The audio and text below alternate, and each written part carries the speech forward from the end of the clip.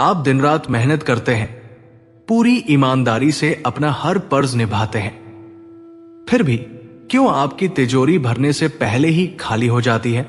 शायद असली चोर आपके घर के बाहर नहीं, बल्कि आपके ही घर के भीतर आपकी उन रोज की आदतों में छिपा है जिन्हें आप बिल्कुल साधारण समझते हैं।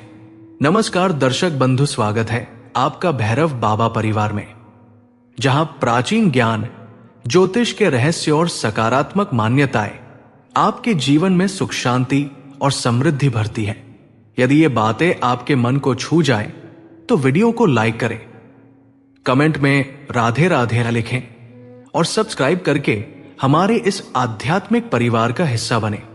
आइए मिलकर आरंभ करते हैं इस यात्रा का, जहां श्रद्धा और ज्ञान साथ साथ चलते हैं। एक साधारण सी वस्तु, इतनी साधारण कि हमारी दृष्टि भी उस पर पूरी तरह नहीं टिकती, घर के किसी कोने में चुपचाप पड़ी, अपने अस्तित्व का आभास तब तक नहीं कराती जब तक कि घर में बिखरी धूल और गंदगी हमारी आंखों को चुभने न लगे। हम बात कर रहे हैं झाड़ू की, उस झाड़ू की जो स्वच्छता का प्रतीक है, जो घर को निर्मल और पवित्र बनाने का पहला उपकरण है। पर क्या आपने कभी यह सोचा है कि जो झाड़ू आपके घर से गंदगी को बाहर फेंकती है, वही आपके जीवन से सुख, समृद्धि और सौभाग्य को भी बाहर धकेल सकती है? यह सुनने में अटपटा लग सकता है, एक अंधविश्वास की तरह लग सकता है, लेकिन इसके पीछे सदियों का अनुभव, गहरा आध्यात्मिक ज्ञान और ब्रह्मांड की ऊर्जा का वो विज्ञान छिपा है जिसे हमारे पूर्वज भली भांति समझते थे, पर आज की पीढ़ी तर्कों की दौड़ में उसे भूलती जा रही है। ये कहानी उसी भूले हुए रहस्य की है, एक ऐसे सत्य की जो आपके घर के एक कोने में रखी साधारण सी झाड़ू को आपके भाग्य की नियंत्रक बना सकता है। ये कथा है उस एक गलती की जो अनजाने में ही सही, पर लगभग हर दूसरे घर में दोहराई जाती है और जो धीरे धीरे उस घर की सारी बरकत को दीमक की तरह चाट जाती है। ये गलती है दिन में 2 बार, या यूं कहें कि गलत समय पर झाड़ू और पोछे का उपयोग करने की। आइए इस रहस्य की परतों को धीरे धीरे खोलते हैं। कल्पना कीजिए एक ऐसे घर की जो बाहर से तो भव्य दिखता है, जिसकी दीवारें सुंदर रंगों से सजी है, जहां आधुनिक सुख सुविधा का हर सामान मौजूद है, लेकिन उस घर के भीतर रहने वाले सदस्यों के मन में शांति नहीं है। कोई ना कोई बीमार रहता है, व्यापार में लगातार घाटा हो रहा है, बच्चों का मन पढ़ाई में नहीं लगता और पति पत्नी के बीच छोटी छोटी बातों पर कलह होती रहती है। वे समझ नहीं पाते कि आखिर ऐसा क्यों हो रहा है। वे ज्योतिषियों के पास जाते हैं, पूजा पाठ करवाते हैं, लेकिन स्थिति में कोई टा सुधार नहीं होता। इसका कारण शायद उनके घर के पूजा कक्ष में नहीं, बल्कि उस कोने में छिपा है जहां वे अपनी झाड़ू रखते हैं, और उस समय में छिपा है जब उस झाड़ू को उठाया जाता है। शास्त्र और पुराण इस बात पर एकमत है कि घर की शुद्धि के लिए झाड़ू का प्रयोग अनिवार्य है, लेकिन कब? इसका एक निश्चित समय है, एक विधान है। जैसे पूजा का एक समय होता है, भोजन का एक समय होता है, निद्रा का एक समय होता है, ठीक उसी प्रकार घर से नकारात्मक ऊर्जा को बाहर निकालने का भी एक समय होता है, और वो समय है सूर्योदय के साथ। जब सूर्य की पहली किरणें पृथ्वी पर पड़ती है, तो वे अपने साथ एक नई ऊर्जा, एक नई चेतना लेकर आती है।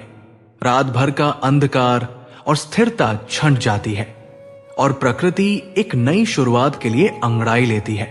यही वो क्षण है जब आपको अपने घर के द्वार खोलने चाहिए और झाड़ू उठाकर रात भर में एकत्रित हुई सारी स्थिर और नकारात्मक ऊर्जा को धूल और कणों के रूप में घर से बाहर कर देना चाहिए।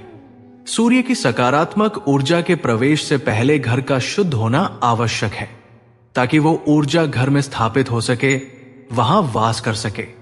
ये एक वैज्ञानिक और आध्यात्मिक दोनों ही दृष्टियों से उत्तम है।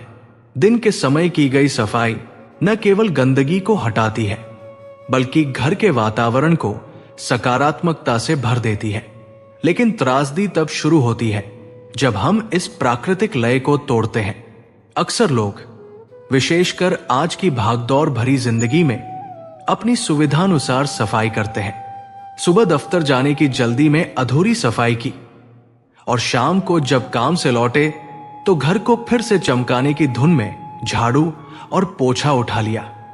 यहीं से उस अनिष्ट की शुरुआत होती है जिसे हम अपनी आंखों से देख नहीं पाते, पर जिसका प्रभाव हमारे जीवन के हर पहलू पर पड़ता है।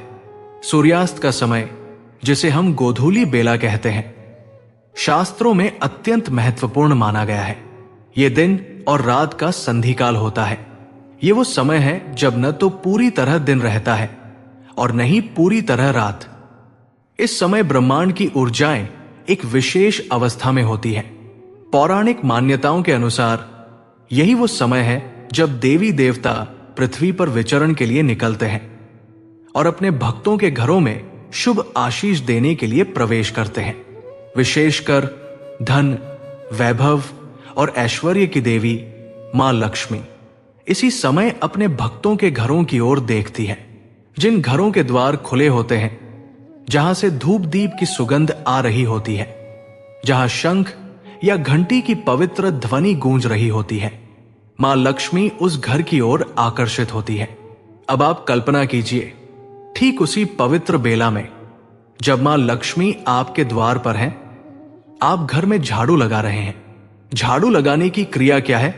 यह निष्कासन की क्रिया है, बाहर फेंकने की क्रिया है।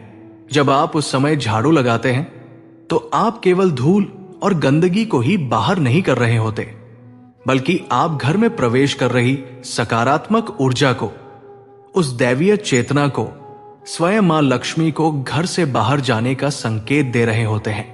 झाड़ू की ध्वनि और उससे उड़ती धूल एक प्रकार का नकारात्मक कंपन पैदा करती है, जो उस शांत और पवित्र वातावरण को भंग कर देता है जो लक्ष्मी के स्वागत के लिए आवश्यक है। आप अनजाने में ही अपने सौभाग्य को अपने ही हाथों से बाहर झाड़ रहे होते हैं। ये ऐसा ही है जैसे कोई राजा आपके द्वार पर पधारे और आप उनका स्वागत करने के बजाय उनके सामने ही अपने घर का कूड़ा फेंकने लगे। राजा अपमानित होकर लौट जाएगा। ठीक उसी प्रकार मां लक्ष्मी भी उस घर से रुष्ट होकर लौट जाती है और धीरे धीरे उस घर की सारी श्री, सारा वैभव और सारी बरकत समाप्त होने लगती है। इसके पीछे एक और गहरा कारण है। रात का समय नकारात्मक और तामसिक शक्तियों के विचरण का समय माना जाता है। जैसे ही सूर्य अस्त होता है, अंधकार के साथ साथ ये शक्तियां भी बलवती होने लगती है। जब आप रात में या शाम के बाद झाड़ू लगाते हैं तो आप घर की सुरक्षात्मक ऊर्जा की परत को कमजोर कर देते हैं। सफाई के द्वारा जो स्थान रिक्त होता है, उसे भरने के लिए ये नकारात्मक ऊर्जाएं और अतृप्त आत्माएं आतुर रहती हैं। दिन के प्रकाश में सूर्य की ऊर्जा इन शक्तियों को नियंत्रित रखती है, लेकिन रात में उनका प्रभाव बढ़ जाता है। इसलिए रात में की गई सफाई घर में सकारात्मकता लाने के बजाय नकारात्मकता को खुला निमंत्रण देने जैसा है। यह नकारात्मक ऊर्जा घर के सदस्यों की सोच को प्रभावित करती है, उनके स्वास्थ्य पर बुरा असर डालती है और उनके बीच अकारण ही लड़ाई झगड़े पैदा करती है।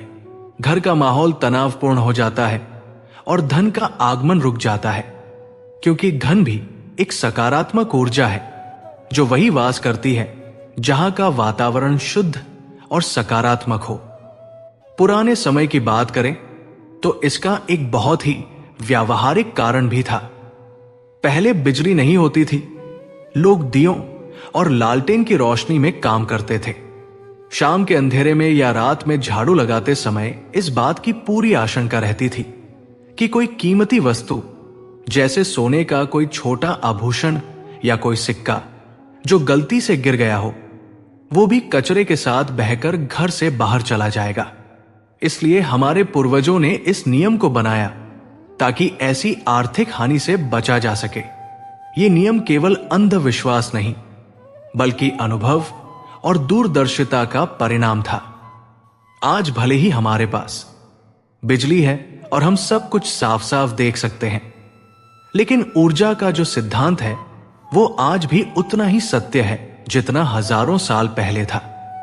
आज सोने का सिक्का कचरे में नहीं जाता, पर उस समय झाड़ू लगाकर हम अपने सौभाग्य को, अपनी बरकत को कचरे में फेंक देते हैं, जो उस सोने के सिक्के से कहीं अधिक मूल्यवान है। इस संदर्भ में एक बहुत ही मार्मिक और शिक्षाप्रद पौराणिक कथा का स्मरण होता है। सुवर्णपुरी नामक एक अत्यंत समृद्ध राज्य था। वहां के राजा बहुत धर्मात्मा थे और प्रजा अत्यंत सुखी थी। राज्य की रानी, जिनका नाम विंध्या था, स्वच्छता को लेकर अत्यंत आग्रही थी। उन्हें अपने महल में एक कण भी धूल का बर्दाश्त नहीं था। उनकी ये आदत वैसे तो प्रशंसनीय थी, लेकिन ये एक जुनून में बदल चुकी थी। वो दिन में तो कई बार सफाई करवाती ही थी, पर उन्हें रात में सोने से पहले भी पूरे महल में झाड़ू लगवाने की आदत थी। उनका मानना था कि जब वे सोएं तो महल का कोना कोना शीशे की तरह चमकता होना चाहिए। कई बार मंत्रियों और राजपुरोहितों ने उन्हें समझाने का प्रयास किया कि सूर्यास्त के बाद राजमहल में झाड़ू लगाना शास्त्र सम्मत नहीं है और यह राज्य के लिए अशुभ हो सकता है। लेकिन रानी अपने आधुनिक विचारों और स्वच्छता के जुनून के आगे किसी की नहीं सुनती थी। वो इसे मात्र एक पुराना अंधविश्वास कहकर टाल देती थी। एक शाम जब गोधूली बेला का समय था और महल के सेवक रानी के आदेश पर झाड़ू लगाने की तैयारी कर रहे थे, तभी महल के द्वार पर एक तेजस्वी संत पधारे। उनके मुख पर अद्भुत तेज था और उनकी वाणी में ब्रह्मांड का ज्ञान झलकता था। उन्होंने रानी को सूर्यास्त के बाद झाड़ू लगाते हुए देखा तो वे बहुत दुखी हुए। उन्होंने रानी से आग्रह किया, हे देवी, आप ये क्या अनर्थ कर रही है? ये समय तो लक्ष्मी के स्वागत का है, विश्राम का है, ध्यान का है। प्रकृति की ऊर्जा इस समय शांत हो रही है और आप झाड़ू लगाकर उस शांति को भंग कर रही है। इस झाड़ू के साथ आप इस महल की धूल नहीं, बल्कि अपने और अपने राज्य के भाग्य को झाड़ रही है। इसे रोक दीजिए, अन्यथा इस राज्य पर भारी संकट आ जाएगा। रानी को अपनी प्रशंसा सुनने की आदत थी। संत की ये बात उन्हें अपनी आलोचना लगी। उन्होंने अहंकार में भरकर उत्तर दिया, हे मुनिवर, आप अपना ज्ञान अपने पास रखें। मैं एक रानी हूं और मैं जानती हूं कि अपने महल को कैसे साफ रखना है। स्वच्छता में ही ईश्वर का वास होता है, चाहे वो दिन में की जाए या रात में। ये सब दकियानूसी बातें हैं जिनसे मेरा राज्य नहीं चलता। संत ने गहरी सांस ली और बोले, पुत्री, समय तुम्हें स्वयं इसका उत्तर देगा। और ये कहकर वे वहां से चले गए। रानी ने उनकी बात पर कोई ध्यान नहीं दिया और झाड़ू लगवाना जारी रखा। कुछ सप्ताह तो सब सामान्य रहा, लेकिन फिर धीरे धीरे सुवर्णपुरी के बुरे दिन शुरू हो गए। पहले पड़ोसी राज्यों से व्यापारिक संबंध बिगड़ने लगे, जिससे राज्य की आय कम हो गई। फिर खेतों में फसलें सूखने लगी, अकाल की स्थिति पैदा हो गई, राज्य में बीमारियां फैलने लगी और लोग अकारण ही एक दूसरे से लड़ने झगड़ने लगे। जो राज्य अपनी सुख और समृद्धि के लिए जाना जाता था, वहां अब दरिद्रता और कलह का वास हो गया था। राजा बहुत चिंतित थे। उन्होंने हर संभव प्रयास किया, बड़े बड़े यज्ञ करवाए, लेकिन कुछ भी काम नहीं आ रहा था। धीरे धीरे राजकोष खाली हो गया और राज्य पर कर्ज चढ़ गया। एक दिन रानी अपने शयन कक्ष में बैठी थी। उनके कीमती आभूषण और वस्त्र अब पुराने और कांतिहीन लग रहे थे। महल की दीवारों से पपड़ियां उखड़ने लगी थी। तभी उन्हें उस तेजस्वी संत की बात याद आई। उनके शरीर में एक सिहरन दौड़ गई। उन्हें अपनी गलती का एहसास हुआ। वो भागी भागी उस स्थान पर गई जहां झाड़ू रखी जाती थी और उन्होंने देखा कि एक दासी ठीक उसी समय सूर्यास्त के बाद झाड़ू उठा रही थी। रानी ने उसे रोकते हुए कहा, रुक जाओ, आज के बाद इस समय इस महल में कोई झाड़ू नहीं लगाएगा। लेकिन तब तक बहुत देर हो चुकी थी। जो सौभाग्य और समृद्धि एक बार घर से चली जाती है, उसे वापस लाना अत्यंत कठिन होता है।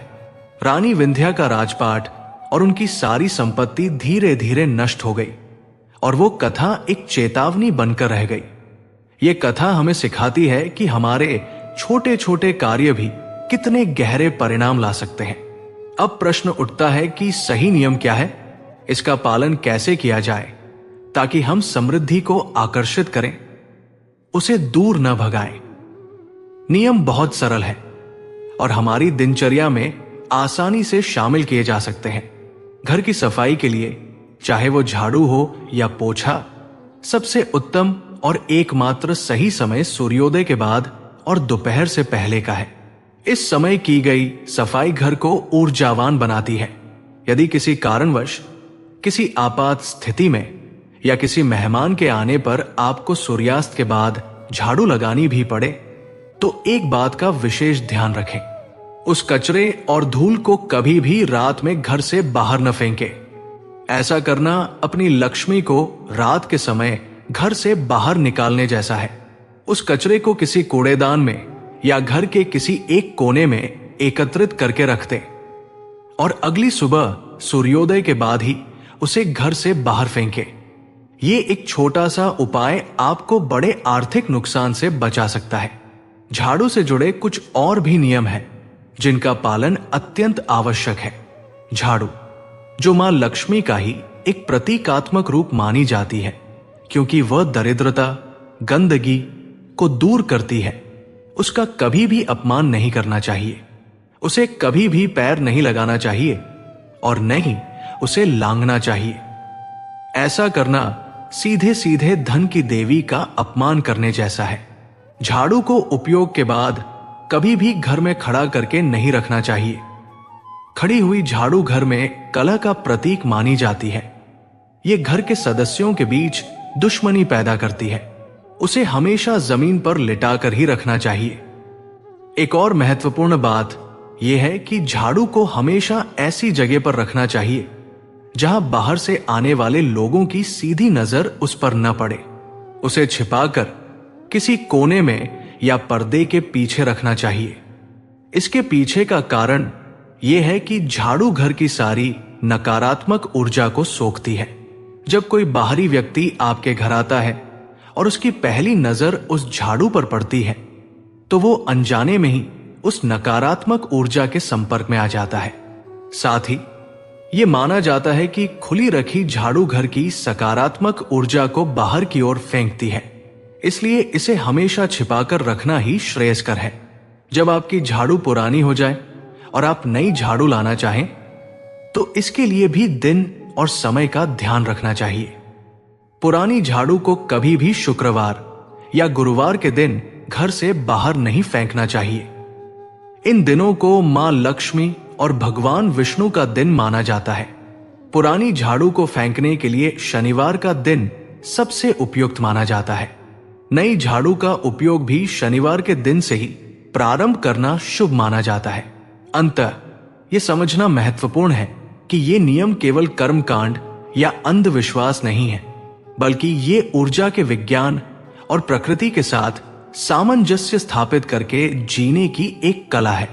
हमारी हर क्रिया, चाहे वो कितनी भी छोटी क्यों न हो, ब्रह्मांड में एक कंपन पैदा करती है और वही कंपन हमारे जीवन की परिस्थितियों को निर्मित करता है। झाड़ू और पोछे का उपयोग सिर्फ एक सफाई की प्रक्रिया नहीं है, यह आपके घर के आभा मंडल को शुद्ध करने का एक यज्ञ है। जब आप इसे सही समय पर सही भावना के साथ करते हैं, तो आप न केवल गंदगी बल्कि दुर्भाग्य, बीमारी और दरिद्रता को भी घर से बाहर करते हैं। और जब आप इसे गलत समय पर अज्ञानतावश करते हैं, तो आप अपने ही हाथों अपने सौभाग्य के द्वार बंद कर लेते हैं। इसलिए अगली बार जब आप सूर्यास्त के समय झाड़ू उठाने के लिए बढ़ें, तो एक क्षण के लिए रुकिएगा, रानी विंध्या की कथा को याद कीजिएगा और उस अदृश्य ऊर्जा के प्रवाह को महसूस करने की कोशिश कीजिएगा जो उस समय आपके घर में प्रवेश करना चाहती है। अपनी झाड़ू को सम्मान दीजिए, उसे सही स्थान पर रखिए और उसका उपयोग सही समय पर कीजिए। एक साधारण सा बदलाव आपके जीवन में असाधारण सकारात्मक परिवर्तन ला सकता है, क्योंकि समृद्धि और कंगाली के बीच का रहस्य अक्सर हमारी सबसे साधारण आदतों में ही छिपा होता है। और झाड़ू और पोछे का यह रहस्य उन्हीं में से एक है, एक गहरा और शाश्वत सत्य। भारतीय घर की कल्पना बिना आंगन में लगे तुलसी के पौधे के अधूरी सी लगती है। यह मात्र एक पौधा नहीं है, यह घर का एक जीवित सदस्य है, एक मौन प्रहरी है जो हर सुबह अपनी पत्तियों पर ओस की बूंदें लिए घर के सदस्यों को देखती है और हर शाम अपने पास जलते दीपक के प्रकाश में उस घर की सुख शांति के लिए मौन प्रार्थना करती है। इसे हम वृंदा कहते हैं, विष्णु प्रिया कहते हैं, मां कहते हैं। ये आरोग्य का प्रतीक है, क्योंकि इसकी पत्तियों में संजीवनी शक्ति है। ये सुख समृद्धि का सूचक है, क्योंकि जहां तुलसी हरी भरी रहती है वहां मां लक्ष्मी का वास माना जाता है। ये एक ऐसा पवित्र सेतु है जो मनुष्य को सीधे परमात्मा से जोड़ता है। लेकिन क्या आपने कभी सोचा है कि यही अमृत तुल्य पौधा, यही साक्षात देवी का स्वरूप आपके घर में दुर्भाग्य, दरिद्रता और कलह का कारण भी बन सकता है? यह सुनकर आत्मा कांप जाती है, विश्वास करने को मन नहीं करता, पर यह एक कठोर और अकाट्य सत्य है। जिस तरह अमृत का गलत प्रयोग विष बन सकता है, उसी तरह तुलसी से जुड़ी कुछ छोटी छोटी अनजाने में की गई भूलें इस वरदान को एक भयंकर अभिशाप में बदल सकती है और आपके घर की सारी सकारात्मक ऊर्जा को सोखकर उसे एक खोखले, अशांत और निर्धन स्थान में परिवर्तित कर सकती है। यह कहानी उस अदृश्य विज्ञान की है जो इस पवित्र पौधे के कण कण में व्याप्त है। ये उस भूल की है जो अक्सर आधुनिकता की दौड़ में या अज्ञानतावश हम कर बैठते हैं और फिर जीवन भर उसके दुष्परिणामों का कारण खोजते रहते हैं। यह भूल है तुलसी के पौधे को गलत दिशा में रखने की, उसकी उचित देखभाल न करने की, उसे सूखने देने की, या फिर रविवार और एकादशी जैसे विशेष दिनों में उसे छूने या जल अर्पित करने की। यह मात्र नियम नहीं है, यह इस पौधे की दिव्य आत्मा के साथ संवाद स्थापित करने के विधान है।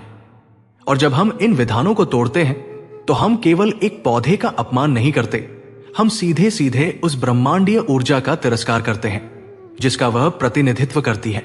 इस रहस्य को समझने के लिए हमें सबसे पहले तुलसी के वास्तविक स्वरूप को समझना होगा।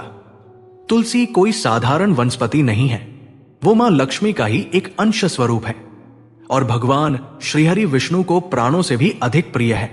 इसीलिए उन्हें विष्णु प्रिया कहा जाता है।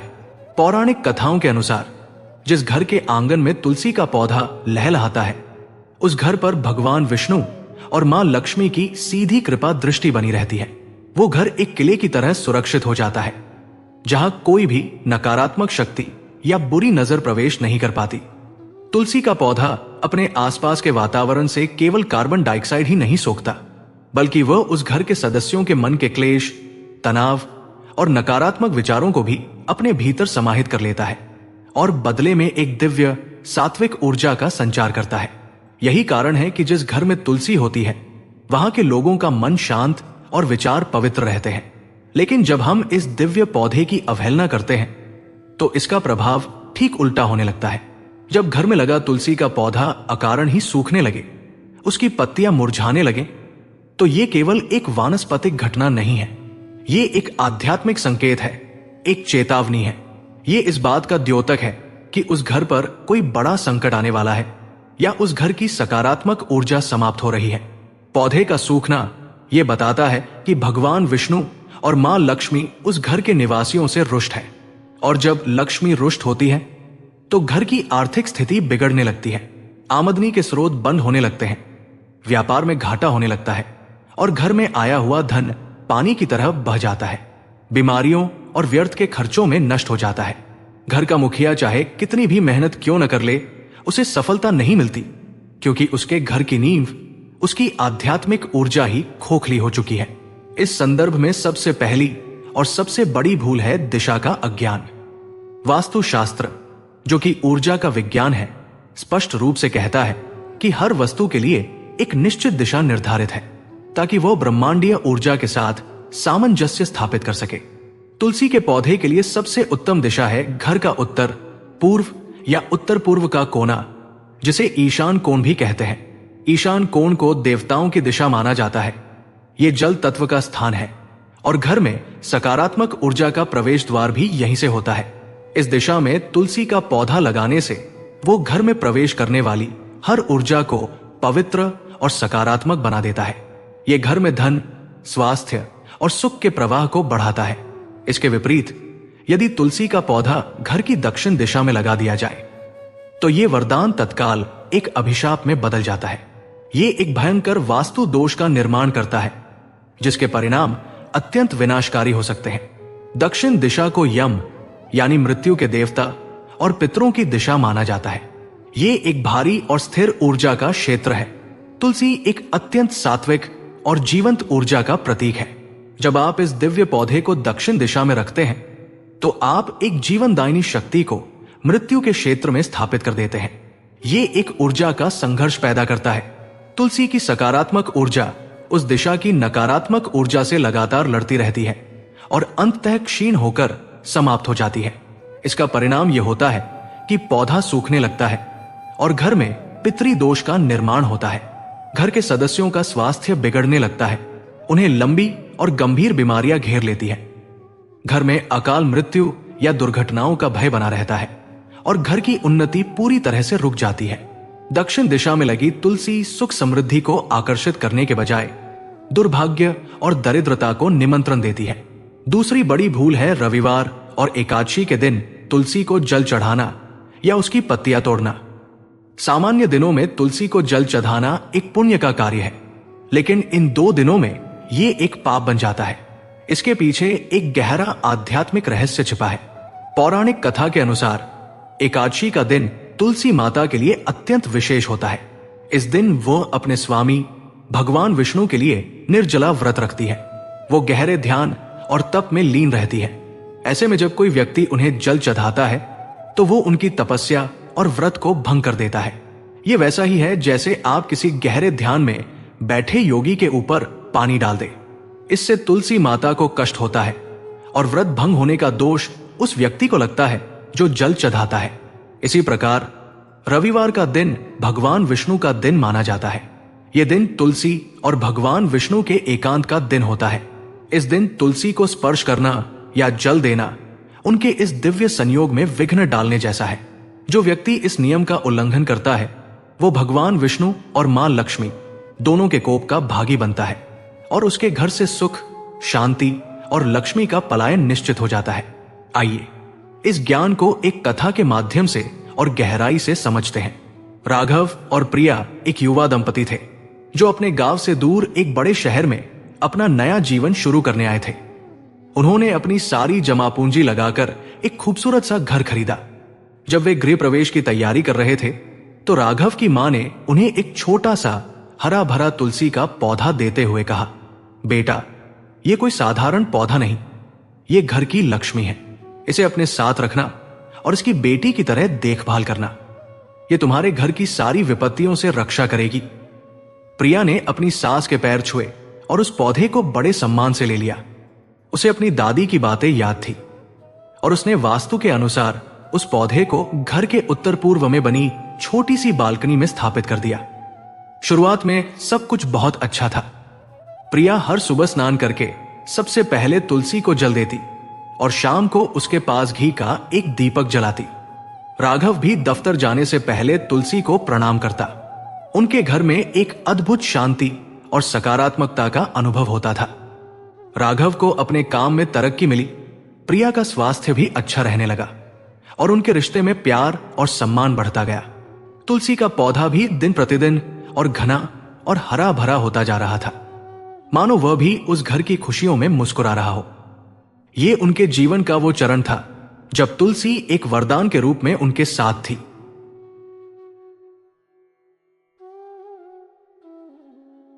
लेकिन समय बदला, जीवन की भागदौड़ बढ़ी, काम का दबाव और सामाजिक व्यस्तताएं हावी होने लगी। अब सुबह उठने में देर हो जाती थी और शाम को घर लौटते लौटते इतनी थकान हो जाती थी कि दीपक जलाना याद ही नहीं रहता था। धीरे धीरे तुलसी की देखभाल में कमी आने लगी। कई कई दिन उसे पानी नहीं मिलता, उसकी पत्तियां पीली पड़कर झड़ने लगी। एक दिन रविवार की सुबह प्रिया की नजर उस मुरझाते हुए पौधे पर पड़ी। उसे अपनी लापरवाही पर बहुत ग्लानि हुई। उसने सोचा कि पौधे को शायद बहुत प्यास लगी है और उसे बचाने की हड़बड़ी में उसने एक बड़ा लोटा भरकर पानी तुलसी की जड़ में डाल दिया। उसे लगा कि उसने एक अच्छा काम किया है, पर अनजाने में उसने सबसे बड़ी भूल कर दी थी। उस दिन रविवार था और उसने तुलसी के विश्राम के दिन उसे जल देकर कष्ट पहुंचाया था। यहीं से उनके जीवन में समस्याओं का प्रवेश शुरू हुआ। पहले तो छोटी छोटी बातों पर राघव और प्रिया में बहस होने लगी। घर की शांति भंग हो गई। फिर राघव के दफ्तर में उसके बॉस से किसी बात पर अनबन हो गई और उसकी पदोन्नति रुक गई। उसी महीने घर में एक बड़ी चोरी हो गई, जिससे उन्हें काफी आर्थिक नुकसान हुआ। प्रिया को समझ नहीं आ रहा था कि अचानक ये सब क्या हो रहा है। उनका सुंदर सा घर अब उन्हें काटने को दौड़ता था। इस बीच बालकनी में रखा तुलसी का पौधा धीरे धीरे पूरी तरह सूख गया। उसकी हरी पत्तियां झड़ गई और केवल सूखी टहनियों का एक कंकाल सा खड़ा रह गया। कुछ महीनों बाद जब घर में रेनोवेशन का काम चल रहा था, तो मजदूरों ने उस सूखे हुए तुलसी के गमले को वहां से हटाकर दक्षिण दिशा में बनी पीछे की बालकनी में रख दिया, जहां पुराना और बेकार सामान रखा जाता था। प्रिया ने इस पर ध्यान भी नहीं दिया। अब उनके घर में तुलसी उत्तर पूर्व के बजाय दक्षिण दिशा में, और वो भी सूखी हुई अवस्था में पड़ी थी। ये एक साथ कई वास्तु दोषों का निर्माण कर रहा था। इसके बाद उनकी स्थिति और भी बिगड़ गई। राघव की नौकरी पर संकट आ गया और प्रिया लगातार बीमार रहने लगी। घर का सारा पैसा डॉक्टरों और दवाइयों में जाने लगा। वे कर्ज में डूब गए। जिस घर को उन्होंने सपनों से बनाया था, वो अब एक अभिशाप की तरह लग रहा था। एक दिन राघव की मां उनसे मिलने आई। घर में प्रवेश करते ही उन्हें एक अजीब सी नकारात्मक ऊर्जा और भारीपन का एहसास हुआ। उनकी नजर जब घर के कोने कोने को देखने लगी, तो उन्होंने पूछा, प्रिया, मैंने जो तुलसी का पौधा दिया था वो कहाँ है? प्रिया ने उदास मन से पीछे की बालकनी की ओर इशारा कर दिया। जब राघव की मां ने दक्षिण दिशा में उस सूखे हुए तुलसी के कंकाल को देखा, तो उनका हृदय कांप उठा। उनकी आंखों में आंसू आ गए। उन्होंने प्रिया को अपने पास बिठाया और समझाया, बेटी, तुमने तो साक्षात लक्ष्मी का अपमान कर दिया। ये पौधा नहीं, तुम्हारे घर का सौभाग्य था जो सूख कर कांटा बन गया है, और इसे तुमने यम की दिशा में फेंक दिया है। जब तक ये यहां रहेगा, इस घर का उद्धार नहीं हो सकता। तब उन्होंने प्रिया को तुलसी से जुड़े सारे नियम विस्तार से बताए। दिशा का महत्व, रविवार और एकादशी का रहस्य, और सूखे हुए पौधे का क्या करना चाहिए। प्रिया और राघव को अपनी भूल का एहसास हुआ। उन्होंने अपनी सास के मार्गदर्शन में सबसे पहले उस सूखे हुए पौधे को गमले से निकाला, उसे एक साफ कपड़े में लपेटा और पास की पवित्र नदी में सम्मानपूर्वक प्रवाहित कर दिया, और उससे अपनी अनजाने में हुई भूल के लिए क्षमा मांगी। फिर अगले शनिवार को वे एक नया हरा भरा तुलसी का पौधा लाए और उसे फिर से घर के ईशान कोण में स्थापित किया। उन्होंने संकल्प लिया कि अब चाहे कितनी भी व्यस्तता क्यों न हो, वे अपनी इस मां की देखभाल में कोई कमी नहीं आने देंगे। उन्होंने फिर से सुबह जल नियमों का ध्यान रखते हुए और शाम को दीपक जलाना शुरू किया। धीरे धीरे जैसे जैसे वो नया पौधा अपनी जड़ें जमा रहा था, उनके जीवन में भी सुधार आने लगा। घर का माहौल फिर से शांत होने लगा। राघव की नौकरी बच गई और उसे एक नया प्रोजेक्ट मिला। प्रिया का स्वास्थ्य भी ठीक होने लगा। कुछ ही महीनों में वो छोटा सा पौधा फिर से लहलहाने लगा, और उसके साथ साथ राघव और प्रिया का जीवन भी फिर से पटरी पर लौट आया। उन्होंने अपने अनुभव से यह सबसे बड़ा सबक सीखा कि तुलसी का पौधा केवल एक पौधा नहीं, बल्कि उनके घर के सौभाग्य का एक जीवित दर्पण है। जब तक वो हरा भरा और प्रसन्न है, तब तक उनका जीवन भी खुशहाल है, और जब वो मुरझाता है तो उनका जीवन भी मुरझा जाता है। इसलिए यह अत्यंत महत्वपूर्ण है कि हम तुलसी से जुड़े इन नियमों का पालन करें। तुलसी को हमेशा उत्तर, पूर्व या उत्तर पूर्व दिशा में ही लगाएं। उसे रोज सुबह स्नान के बाद स्वच्छ जल अर्पित करें, लेकिन रविवार और एकादशी के दिन भूल कर भी नहीं। हर शाम उसके पास शुद्ध घी का दीपक जलाएं। यह दीपक आपके घर के चारों ओर एक सुरक्षा कवच का निर्माण करता है। तुलसी के पौधे को कभी भी सूखने न दें। उसकी देखभाल एक बच्चे की तरह करें। यदि बहुत देखभाल के बाद भी पौधा सूख जाए, तो समझें कि उसने आपके घर पर आने वाले किसी संकट को अपने ऊपर ले लिया है। ऐसे में उस सूखे पौधे को फेंके नहीं, बल्कि उसे पूरे सम्मान के साथ किसी पवित्र नदी या जलाशय में प्रवाहित कर दे और उसके स्थान पर नया पौधा लगा ले। तुलसी का पौधा वरदान है या अभिशाप, यह पूरी तरह से हमारे कर्म और हमारी श्रद्धा पर निर्भर करता है। जब हम उसे सम्मान देते हैं, उसकी देखभाल करते हैं और उससे जुड़े नियमों का पालन करते हैं, तो वो हमारे लिए कल्पवृक्ष के समान बन जाती है। जो हमारी हर मनोकामना पूरी करती है। लेकिन जब हम अज्ञानवश या अहंकारवश उसका अपमान करते हैं तो उसके दुष्परिणाम भी हमें ही भुगतने पड़ते हैं। ये एक जीवंत देवी है जो आपके घर के आंगन में आपकी परीक्षा लेने और आपको आशीर्वाद देने दोनों के लिए विराजमान है। चुनाव आपका है। आपका शयन कक्ष यह आपके घर का हृदय है, एक ऐसा व्यक्तिगत और पवित्र स्थान जहां आप दुनिया के कोलाहल, अपनी चिंताओं और दिन भर की अथक दौड़ धूप के बाद विश्राम पाते हैं। ये केवल 4 दीवारों से घिरा एक कमरा नहीं, बल्कि आपकी आत्मा का विश्राम गृह है। यहीं पर आपका चेतन मन अपनी पकड़ ढीली करता है और आपका अवचेतन मन जागृत होता है। यही आप नींद की उस रहस्यमयी अवस्था में प्रवेश करते हैं जहां आप स्वप्न देखते हैं, जहां आपका शरीर और मस्तिष्क अपनी खोई हुई ऊर्जा को पुनः प्राप्त करते हैं। यह स्थान आपकी सबसे कमजोर और सबसे निजी अवस्था का साक्षी है। लेकिन क्या आपने कभी इस बात पर विचार किया है कि यही शांति का नखलिस्तान आपकी दरिद्रता और दुर्भाग्य का उद्गम स्थल भी बन सकता है? क्या आप जानते हैं कि आपके बिस्तर पर या उसके आसपास की गई एक छोटी सी मामूली सी लगने वाली भूल आपके जीवन में दुर्भाग्य के ऐसे द्वार खोल सकती है जहां से राहु और शनि जैसे क्रूर ग्रहों का प्रकोप आपके जीवन को तहस नहस कर सकता है, आपको कर्ज के अथाह सागर में डुबो सकता है और आपकी रातों की नींद को भयानक सपनों से भर सकता है। ये कोई कोरी कल्पना या डराने वाली बात नहीं, बल्कि ऊर्जा और ज्योतिष का वो अनकहा नियम है जिसे हमारे पूर्वज भली भांति समझते थे, पर आज की तेज रफ्तार जिंदगी में हम जिसे पूरी तरह नजरअंदाज कर चुके हैं। ये नियम जुड़ा है एक बहुत ही आम आदत से, एक ऐसी गलती से जो अक्सर आलस्य या थकान के कारण होती है, और वो गलती है रात में भोजन करने के बाद जूठे बर्तनों को बिस्तर पर सिरहाने या बिस्तर के पास रखकर सो जाना। ये सुनने में कितना साधारण लगता है ना? एक गंदी प्लेट या कटोरी भला किसी की किस्मत कैसे बदल सकती है, लेकिन जिस प्रकार एक छोटा सा बीज एक विशाल वृक्ष को जन्म दे सकता है, उसी प्रकार ये छोटी सी गलती भी आपके जीवन में समस्याओं का एक ऐसा जंगल उगा सकती है जिससे बाहर निकलना लगभग असंभव हो जाता है। आइए इस रहस्य की परतों को खोलते हैं और समझते हैं कि ये साधारण सी क्रिया कैसे आपके जीवन पर इतना विनाशकारी प्रभाव डाल सकती है। सबसे पहले इसे ऊर्जा के स्तर पर समझिए। अन्न जिसे हम भोजन के रूप में ग्रहण करते हैं वो केवल हमारे शरीर को ही पोषण नहीं देता, बल्कि वह एक जीवंत ऊर्जा, एक प्राण है। जब हम भोजन करते हैं तो हम उस प्राण ऊर्जा को अपने भीतर समाहित करते हैं, लेकिन भोजन के बाद बर्तनों में जो जूठन बच जाती है उसमें एक अलग प्रकार की ऊर्जा होती है।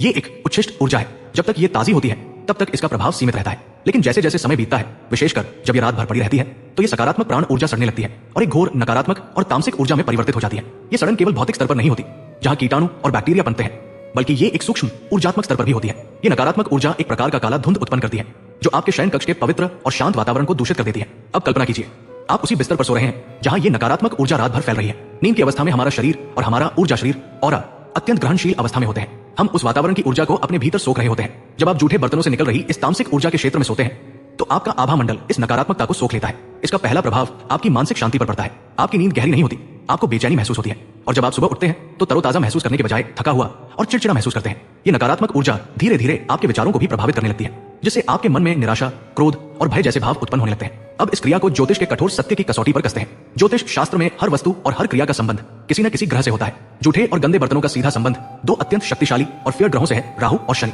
राहु जिसे छाया ग्रह कहा जाता है, भ्रम का, माया का, अतृप्त इच्छाओं का, अचानक होने वाली घटनाओं का और मानसिक विक्षिप्तता का कारक है। जब आप जूठे बर्तन अपने बिस्तर के पास छोड़ते हैं तो आप अनजाने में राहु को अपने सबसे निजी स्थान पर आमंत्रित कर रहे होते हैं। भोजन की वो जूठन, वो उच्छिष्ट ऊर्जा राहु की ऊर्जा को आकर्षित करने के लिए एक चुंबक का काम करती है। जब राहु आपके शयन स्थान पर सक्रिय होता है तो वो सबसे पहले आपकी बुद्धि को भ्रष्ट करता है। वो आपके अवचेतन मन पर कब्जा कर लेता है, जिससे आपको भयानक और डरावने सपने आने लगते हैं। आप सपनों में खुद को गिरते हुए, भागते हुए या किसी संकट में फंसा हुआ देखते हैं। ये सपने केवल सपने नहीं होते, ये राहु द्वारा आपके मनोबल को तोड़ने का एक तरीका होते हैं। जागृत अवस्था में राहु आपके मन में एक अजीब सी बेचैनी और असंतुष्टि पैदा करता है। आप सही और गलत का भेद नहीं कर पाते। आप ऐसे वित्तीय निर्णय लेने लगते हैं जो आपके लिए विनाशकारी साबित होते हैं, जैसे जुए या सट्टेबाजी में पैसा लगाना, बिना सोचे समझे किसी योजना में निवेश कर देना या फिजूल की चीजों पर अंधाधुंध खर्च करना। राहु आपको कर्ज लेने के लिए उकसाता है और आपको यह भ्रम देता है कि आप इसे आसानी से चुका देंगे, लेकिन आप उस कर्ज के जाल में और गहरे धंसते चले जाते हैं। मानसिक तनाव और अवसाद राहु के सबसे बड़े हथियार है और इस एक गलती से आप स्वेच्छा से खुद को उसके हवाले कर देते हैं। दूसरा ग्रह जो इस क्रिया से प्रचंड रूप से कुपित होता है वो है शनि। शनि न्याय के देवता है, कर्मफल दाता है। शनि को अनुशासन, स्वच्छता और व्यवस्था अत्यंत प्रिय है। आलस्य, गंदगी और अनुशासनहीनता शनि को कदापि स्वीकार्य नहीं। जब आप आलस्य के कारण रात में जूठे बर्तन छोड़कर सो जाते हैं तो आप सीधे सीधे शनि के नियमों का उल्लंघन करते हैं। ये शनि को अपना अपमान प्रतीत होता है, और जब शनि कुपित होते हैं तो व्यक्ति के जीवन में संघर्ष और बाधाओं का पहाड़ खड़ा कर देते हैं। शनि के प्रकोप से आपके हर काम में देरी होने लगती है, बनती हुई बात बिगड़ जाती है, नौकरी और व्यापार में आपकी मेहनत का फल नहीं मिलता, आपके ऊपर काम का बोझ बढ़ जाता है, लेकिन आमदनी घट जाती है। शनि का सबसे बड़ा प्रभाव कर्ज के रूप में सामने आता है। शनि आपको ऐसी परिस्थितियों में डाल देते हैं कि आपको कर्ज लेना ही पड़ता है, और फिर उस कर्ज को चुकाने में आपकी पूरी जिंदगी निकल जाती है। राहु आपको कर्ज लेने के लिए उकसाता है और शनि ये सुनिश्चित करते हैं कि आप उस कर्ज से कभी बाहर न निकल पाए। इस प्रकार जूठे बर्तनों की ये एक छोटी सी भूल इन 2 महाशक्तिशाली ग्रहों का एक ऐसा घातक गठबंधन बना देती है जो किसी भी अमीर से अमीर व्यक्ति को कंगाल बना सकता है। इसका एक तीसरा और शायद सबसे महत्वपूर्ण आध्यात्मिक पहलू भी है। हमारे शास्त्रों में अन्न को ब्रह्मा कहा गया है और अन्न की देवी है मां अन्नपूर्णा, जो मां पार्वती का ही स्वरूप है। जब हम भोजन करते हैं तो हम मां अन्नपूर्णा की कृपा को ग्रहण करते हैं। भोजन का एक एक कण उनका आशीर्वाद है। जूठे बर्तनों को रात भर छोड़ देना उस अन्न का और साक्षात मां अन्नपूर्णा का घोर अपमान है। ये इस बात का प्रतीक है कि हम उनकी कृपा का मूल्य नहीं समझते। जिस घर में अन्न का अपमान होता है उस घर से बरकत चली जाती है। बरकत का अर्थ केवल धन नहीं होता, बरकत का अर्थ है घर में मौजूद वो शुभ ऊर्जा जो थोड़े में भी संतुष्टि और वृद्धि देती है। जब बरकत चली जाती है तो घर में चाहे लाखों रुपए क्यों ना आए, वे रुकते नहीं। वे बीमारियों, अदालती मामलों या अकस्मात होने वाले खर्चों में बच जाते हैं। घर के सदस्य हमेशा किसी न किसी कमी का रोना रोते रहते हैं। इस विनाशकारी आदत के प्रभाव को समझने के लिए आइए एक आधुनिक युवक आरव की कहानी सुनते हैं। आरव एक मल्टीनेशनल कंपनी में काम करने वाला एक प्रतिभाशाली और महत्वाकांक्षी युवक था। वो एक छोटे शहर से बड़े सपनों के साथ मुंबई आया था। दिन रात मेहनत करके उसने कंपनी में अपनी एक अच्छी जगह बना ली थी। वो अकेले एक छोटे से अपार्टमेंट में रहता था। काम का दबाव इतना ज्यादा था कि वो अक्सर रात को भी घर पर लैपटॉप पर काम करता रहता। उसे खाना बनाने का समय नहीं मिलता, इसलिए वो बाहर से ही ऑर्डर कर लेता। अपनी सुविधा के लिए उसने बिस्तर पर ही बैठकर खाने की आदत डाली थी। खाते खाते काम करना या कोई वेब सीरीज देखना उसकी दिनचर्या बन गया था। खाने के बाद वो इतना थक जाता था कि जूठी प्लेट और बर्तन वही बेड साइड टेबल पर रखकर सो जाता, ये सोचकर कि सुबह उठकर साफ कर देगा। शुरुआत में सब ठीक चलता रहा, लेकिन कुछ महीनों बाद आरव ने अपने अंदर कुछ बदलाव महसूस करने शुरू किए। उसे रात में अजीब अजीब से सपने आने लगे।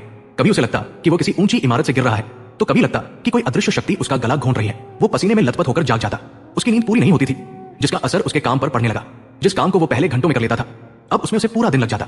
उसके मन में एक अजीब सी बेचैनी रहने लगी। इस बेचैनी को दूर करने के लिए उसने ऑनलाइन शॉपिंग का सहारा लिया। वो रात रात भर जाकर महंगी महंगी चीजें ऑर्डर करने लगा, जिनकी उसे जरूरत भी नहीं थी। उसका क्रेडिट कार्ड का बिल आसमान छूने लगा।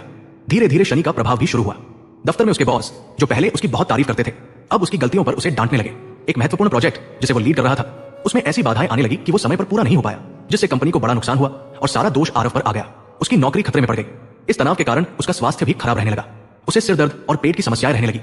जिस घर को उसने बड़े प्यार से सजाया था, अब वो उसे एक जेल की तरह लगता था। उसे हर समय लगता कि कमरे में कोई और भी है। एक भारीपन, एक उदासी ने उसके कमरे को घेर लिया था। एक दिन उसकी मां बिना बताए उससे मिलने आ गई। जब उन्होंने उसके बेडरूम का दरवाजा खोला तो वे स्तब्ध रह गई। बिस्तर पर लैपटॉप, फाइलें और कपड़े बिखरे पड़े थे और सिरहाने पर पिछले 2 दिनों की जूठी प्लेटें रखी थी, जिनमें फफूंद लगनी शुरू हो गई थी और एक अजीब सी दुर्गंध आ रही थी। उसकी मां ने उसे कुछ नहीं कहा। उन्होंने पहले पूरा कमरा साफ किया, सारे जूठे बर्तन धोए, चादर बदली और कमरे में गुगल की धूप जलाई। जब आरव शाम को थकाहारा घर लौटा तो उसे अपने कमरे में एक अजीब सी शांति और हल्कापन महसूस हुआ, जो उसने महीनों से महसूस नहीं किया था। रात को खाने के बाद उसकी मां ने उसे अपने पास बिठाया और कहा, बेटा, तुम्हारी सारी समस्याओं की जड़ तुम्हारे इसी कमरे में है, तुम्हारे इसी बिस्तर पर है। तुम जिस अन्न को खाकर शक्ति पाते हो, उसी अन्न का अपमान करके तुम अपने दुर्भाग्य को निमंत्रण दे रहे हो। तुम्हारा यह बिस्तर तुम्हारा मंदिर होना चाहिए, जहां तुम शांति से सो सको, लेकिन तुमने इसे कूड़ेदान बना दिया है। जूठे बर्तन राहु और शनि को बुलाते हैं और वे दोनों मिलकर इंसान को बर्बाद कर देते हैं। मां ने उसे अन्नपूर्णा के सम्मान और घर की ऊर्जा को शुद्ध रखने के महत्व के बारे में समझाया। आरव, जो इन बातों को पहले अंधविश्वास मानता था, अपनी मां की बातों और अपने जीवन में घट रही घटनाओं के बीच एक सीधा संबंध देख पा रहा था। उस दिन से उसने अपनी आदत को बदलने का संकल्प लिया। उसने बिस्तर पर खाना पूरी तरह से बंद कर दिया। वो चाहे कितना भी थका हुआ क्यों न हो, सोने से पहले रसोई को पूरी तरह साफ करता और एक भी जूठा बर्तन सिंक में नहीं छोड़ता। उसने अपने बेडरूम को भी व्यवस्थित रखना शुरू कर दिया। चमत्कार तुरंत नहीं हुआ, लेकिन बदलाव की शुरुआत हो चुकी थी। सबसे पहले उसकी नींद सुधरी, डरावने सपने आने बंद हो गए। जब वो सुबह शांत मन से उठने लगा तो उसका काम पर ध्यान केंद्रित होने लगा। उसकी निर्णय लेने की क्षमता वापस आ गई। उसने अपनी फिजूल खर्ची पर लगाम लगाई और धीरे धीरे अपना क्रेडिट कार्ड का कर्ज चुकाना शुरू कर दिया। दफ्तर में उसने अपनी खोई हुई प्रतिष्ठा को फिर से हासिल कर लिया। कुछ ही महीनों में आरव का जीवन फिर से पटरी पर लौट आया। उसे यह गहरा सबक मिल गया था कि सफलता केवल बाहरी मेहनत से नहीं, बल्कि भीतरी और व्यक्तिगत अनुशासन से भी आती है। तो सही नियम क्या है? नियम बहुत ही सरल और तार्किक है। सबसे पहला और सबसे महत्वपूर्ण नियम है, सोने से पहले अपनी रसोई को हमेशा पूरी तरह से साफ करें। एक भी जूठा बर्तन रात भर के लिए न छोड़ें। यह न केवल ज्योतिषीय रूप से बल्कि स्वास्थ्य की दृष्टि से भी उत्तम है। दूसरा नियम, अपने बिस्तर पर बैठकर कभी भी भोजन न करें। बिस्तर सोने और विश्राम करने के लिए है, भोजन करने के लिए नहीं। जब आप बिस्तर पर खाते हैं तो अन्न के छोटे छोटे कण चादर पर गिरते हैं, जो न केवल चींटियों और कीटाणुओं को आमंत्रित करते हैं, बल्कि आपके बिस्तर की सकारात्मक ऊर्जा को भी नष्ट कर देते हैं। तीसरा नियम, अपने शयन कक्ष को हमेशा स्वच्छ, व्यवस्थित और सुगंधित रखें। एक साफ सुथरा और महकता हुआ कमरा शुक्र ग्रह को मजबूत करता है। शुक्र धन, वैभव, प्रेम, सौंदर्य और भौतिक सुखों के कारक ग्रह है। जब आपका शुक्र मजबूत होता है तो वो राहु और शनि के नकारात्मक प्रभावों को काफी हद तक कम कर देता है। एक मजबूत शुक्र आपके जीवन में धन और अवसरों को आकर्षित करता है, आपके रिश्तों में मधुरता लाता है और आपको एक आरामदायक जीवन प्रदान करता है। आप अपने कमरे में हल्की सुगंध वाले एसेंशियल ऑयल डिफ्यूजर या कपूर का प्रयोग कर सकते हैं। आपका बिस्तर आपकी नियति का मूक शिल्पी है। ये वो स्थान है जहां आप अपने दिन का एक तिहाई हिस्सा बिताते हैं। इसकी ऊर्जा सीधे तौर पर आपकी सोच, आपके स्वास्थ्य और आपकी आर्थिक स्थिति को प्रभावित करती है। जूठे बर्तनों की एक छोटी सी लापरवाही आपके जीवन में दुर्भाग्य का जो चक्रव्यूह रच सकती है, उसकी आपने कल्पना भी नहीं की होगी। ये आलस्य का एक छोटा सा क्षण है, लेकिन इसका कर्मफल बहुत लंबा और पीड़ादायक हो सकता है। इसलिए अपने शयन कक्ष की पवित्रता को बनाए रखें, इसे अपना मंदिर समझें और देखें कि कैसे आपकी रात की शांति आपके दिन की समृद्धि में बदल जाती है। क्योंकि अमीरी और गरीबी का फैसला अक्सर बड़ी बड़ी व्यापारिक योजनाओं से नहीं, बल्कि बिस्तर के पास रखे एक जूठे बर्तन से हो जाता है। हमने इन 4 अध्यायों की यात्रा में उन 4 साधारण सी लगने वाली गलतियों पर विचार किया, जो हमारे जीवन पर असाधारण रूप से गहरा और विनाशकारी प्रभाव डालती है। ये यात्रा झाड़ू और पोछे के उस रहस्य से शुरू हुई, जो सूर्यास्त के बाद हमारे घर से लक्ष्मी को बाहर कर देता है। फिर हम आंगन में लगी तुलसी के पास पहुंचे और जाना कि कैसे दिशा और दिन का अज्ञान उस वरदान को अभिशाप में बदल सकता है।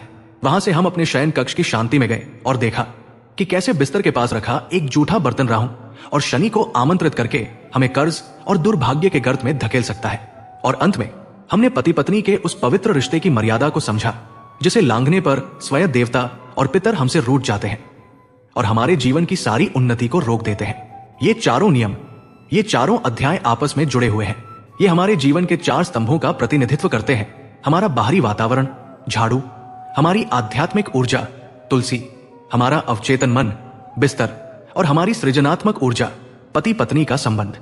जब इन चारों स्तंभों में अनुशासन और मर्यादा का पालन होता है, तभी जीवन रूपी भवन सुख, शांति और समृद्धि के साथ खड़ा रह पाता है। इनमें से एक भी स्तंभ यदि कमजोर पड़ जाए तो पूरा भवन डगमगाने लगता है। यह ज्ञान अंधविश्वास नहीं है। यह हमारे ऋषियों द्वारा दिया गया ऊर्जा का वह प्राचीन विज्ञान है जो हमें सिखाता है कि कैसे प्रकृति और ब्रह्मांड की लय के साथ तालमेल बिठाकर जिया जाए। हम इस ब्रह्मांड से अलग नहीं हैं, हम इसी का एक हिस्सा है।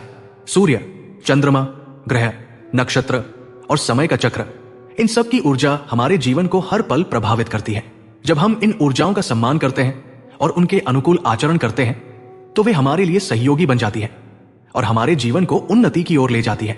लेकिन जब हम अहंकारवश या अज्ञानवश इन नियमों को तोड़ते हैं तो यही ऊर्जाएं हमारे लिए विनाशकारी सिद्ध होती है। ये ठीक वैसा ही है जैसे बिजली का तार। यदि आप उसका सही उपयोग करें तो वो आपके घर को रोशन कर सकता है, और यदि आप उसे गलत तरीके से छुएं तो वो आपके प्राण भी ले सकता है। दोष बिजली का नहीं, दोष हमारे अज्ञान का है। आज की इस भागदौड़ भरी जिंदगी में हो सकता है कि आपको ये बातें अव्यावहारिक लगे, लेकिन अपने जीवन से केवल कुछ क्षण निकालकर इन पर विचार अवश्य कीजिएगा। क्या आपके घर में भी इनमें से कोई गलती हो रही है? क्या आप भी अनजाने में अपने दुर्भाग्य को स्वयं ही निमंत्रण दे रहे हैं? यदि हाँ, तो निराश होने की आवश्यकता नहीं है। जब जागो तभी सवेरा। अपने जीवन में इन छोटे छोटे सरल बदलावों को अपनाकर देखिए। अपनी दिनचर्या में अनुशासन का एक छोटा सा बीज बोकर देखिए। आप पाएंगे कि कुछ ही समय में आपके जीवन में चमत्कारिक परिवर्तन आने लगे हैं। आप पाएंगे कि न केवल आपके घर में धन की कमी दूर हो रही है, बल्कि उससे भी अधिक मूल्यवान वस्तुएं, मन की शांति, रिश्तों में मधुरता, उत्तम स्वास्थ्य और सकारात्मकता का भी आपके घर में वास होने लगा है। ये यात्रा केवल धन कमाने के उपायों की नहीं थी। ये उस धन को, उस सौभाग्य को अपने जीवन में संभालने और सम्मान देने की कला सीखने की यात्रा थी। क्योंकि लक्ष्मी केवल वही आती नहीं, बल्कि वही टिकती है जहां स्वच्छता, पवित्रता, अनुशासन और मर्यादा का पालन होता है। अपने घर को एक मंदिर बनाइए, अपने कर्मों को एक पूजा बनाइए और अपने जीवन को एक उत्सव बनाइए। मां लक्ष्मी की कृपा आप सब पर सदैव बनी रहे।